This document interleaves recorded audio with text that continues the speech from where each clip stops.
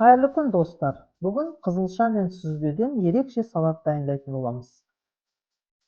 Әуелі сүзбені алып, үстіне укроп, петрушка, болгарь бұрышын қосып араластырамыз. Үстінен үккіштен өткізіп сарымсақты қосамыз.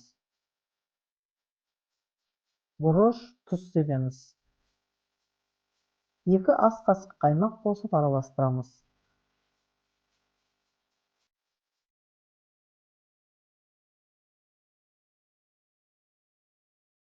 Үлкендеу ыдысқа салып, жұқалап туралған қызылшаны саламыз.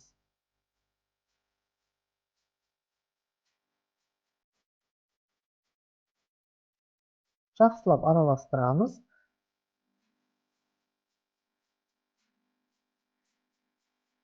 Міне, достар, өте керемет, дәмді, ерекше салат дайын болды. Міндетті түрде жасап көріңіздер.